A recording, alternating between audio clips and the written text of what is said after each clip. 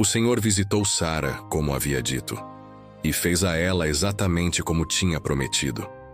Foi assim que começou um dos momentos mais marcantes da história da fé. Depois de décadas esperando, chorando e por vezes duvidando, Sara finalmente veria o cumprimento da palavra de Deus. O tempo humano havia se esgotado, mas o tempo divino estava apenas começando. Agora, Abraão tinha quase 100 anos. Sara, envelhecida, já havia perdido toda a esperança natural.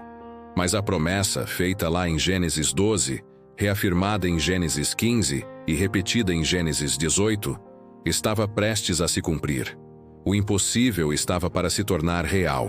Este é o nascimento de Isaque, o filho da promessa.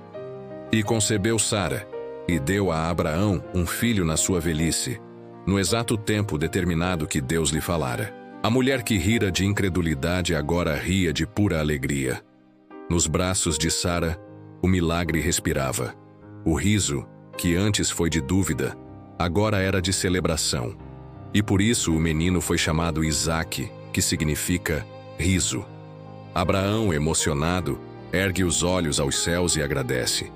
A fé antiga e o sonho de juventude se unem em um só choro, o primeiro choro de seu filho. Porque quando Deus cumpre uma promessa, ele não chega nem cedo, nem tarde. Ele chega no exato momento em que a fé amadureceu.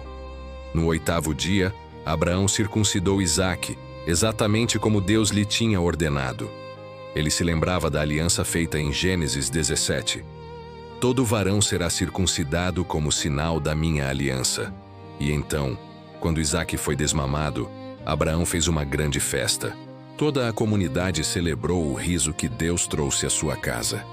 O nascimento de Isaque representa a vitória da fé sobre a dúvida, do espírito sobre a carne, da promessa sobre o medo.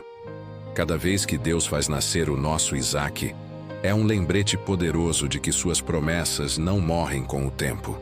Pelo contrário, elas florescem justamente quando a esperança parece impossível.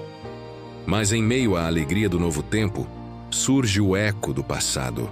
Sara viu que Ismael, o filho de Agar, a egípcia, zombava de Isaque. Ela percebeu que aquela atitude ameaçava o futuro do filho da promessa.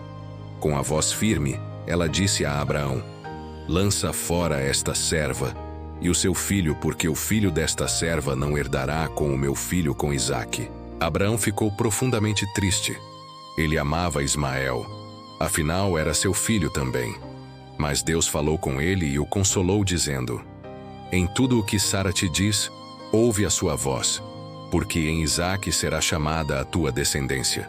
E completou: "Mas também do filho da serva farei uma grande nação, porquanto é tua descendência."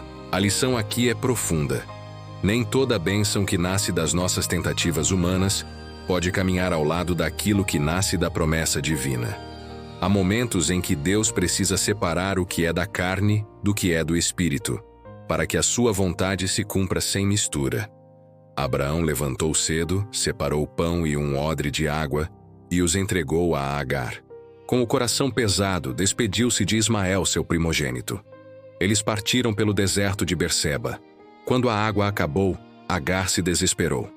Ela colocou o menino debaixo de um arbusto e se afastou, dizendo: "Que eu não veja morrer o menino."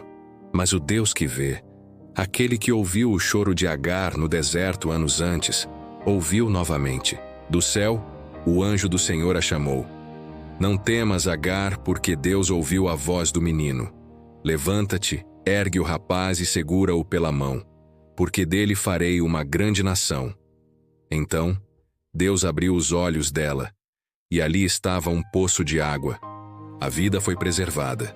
Mesmo fora da linha principal da promessa, Deus continua misericordioso.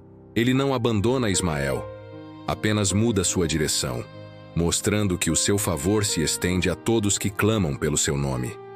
Mais tarde, Abimeleque, o rei, e Ficol, comandante de seu exército, procuraram Abraão. Eles reconheceram: "Deus está contigo em tudo o que fazes", e pediram um pacto de paz. Abraão concordou, firmando uma aliança em Berseba, onde plantou um tamarisco e invocou o nome do Senhor. o Deus eterno. O homem que um dia mentiu a Abimeleque por medo, agora vivia em paz com ele, restaurado, maduro e vitorioso. A promessa gerou fé, e a fé gerou uma colheita de paz. Assim caminha o servo de Deus, com as cicatrizes do deserto, mas com a certeza de que cada passo foi sustentado pela misericórdia divina. Gênesis 21 é o coração pulsante da fé de Abraão. Este capítulo nos ensina que as promessas de Deus nunca envelhecem. Os planos de Deus não falham por causa das nossas dúvidas, e a fidelidade do Senhor prevalece mesmo quando a esperança humana se esgota. A grande lição é esta: Deus cumpre o que promete, mas no tempo dele, e de uma forma que glorifica o seu nome acima de tudo. Abraão e Sara aprenderam que não é a idade, a força ou a lógica que sustentam o milagre, mas sim o caráter de Deus. E Isaque, o filho do riso, é o testemunho eterno de que a fé que espera nunca é envergonhada. Obrigado por ter ficado conosco nesta jornada. Que a paz do Senhor esteja com você. Até a próxima.